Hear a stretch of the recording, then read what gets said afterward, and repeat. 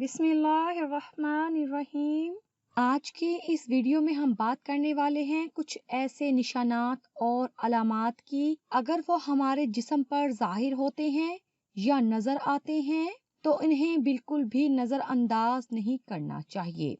हमारा जिस्म बिल्कुल एक मशीन की तरह काम करता है, इसलिए कई सारे जरूरी फंक्शंस सर अंजाम देने के लिए जरूरी विटामिन्स और न्यूट्रिएंट्स की जरूरत होती है। लेकिन जब भी जिस्म में कुछ गड़बड़ नजर आए तो समझ लीजिए कि जरूरी विटामिन्स और न्यूट्रिएंट्स की कमी हो रही है। इसीलिए इस वीडियो में हम जानेंगे कुछ ऐसे ही निशानात और अलामात के बारे में जिनसे आप इस बात का पता लगा सकते हैं कि कहीं आपको भी इन सारे मसाइल का सामना तो नहीं है और हम किस तरीके से कुदरती तौर पर इनको पूरी तरह से ठीक कर सकते हैं।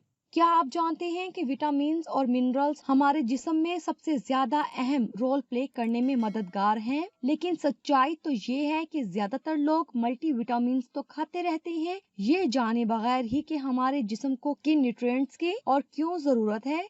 लेकिन हमारे लिए दिलचस्प बात ये है कि बहुत सारे निशानात और अलामात भी जाहिर होने लगते हैं जब भी हमारे जिस्म में जरूरी विटामिन्स और न्यूट्रिएंट्स की कमी होती है।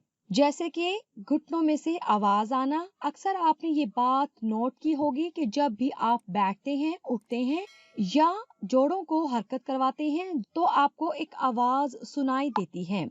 तो समझ लीजिए कि ये चीज वाज़ेह तौर पर कैल्शियम की कमी की तरफ इशारा कर रही है।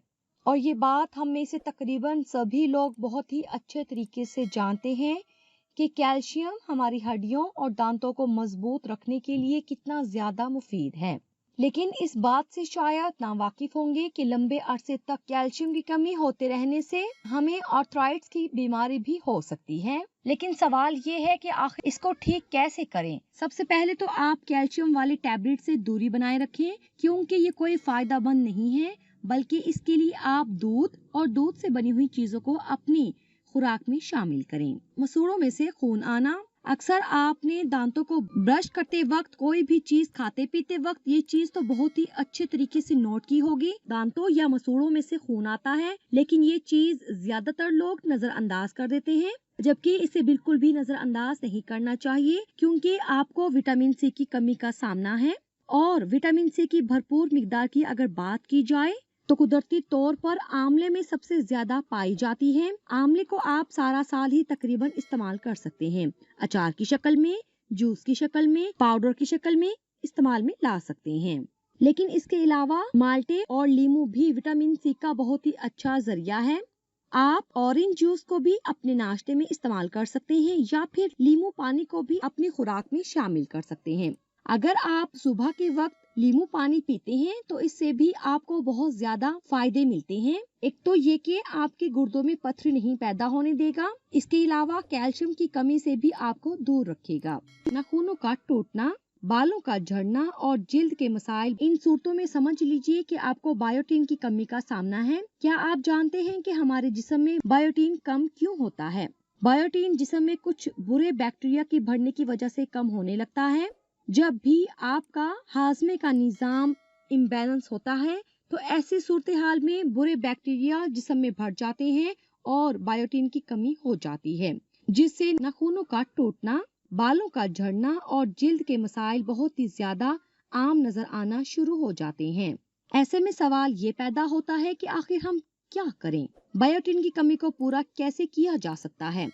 बायोटीन के लिए सबसे बेहतरीन ये है कि आप अपनी खुराक में प्रोबायोटिक फूड्स को शामिल करें, जैसे कि दही को अगर आप रोजाना सुबह खाली पेट खाते हैं तो इससे आपको सबसे ज्यादा फायदे मिलते हैं और आप आसानी से बायोटीन की कमी से छुटकारा हासिल कर सकते हैं। नाखूनों पर सफेद धब्बे नजर आते हैं तो बिल्कुल भी इन्हें नजरअंदाज ना करें, क्योंकि ये चीज इस बात की तरफ इशारा करती है कि आपके जिस्म में जिंक की कमी हो रही है।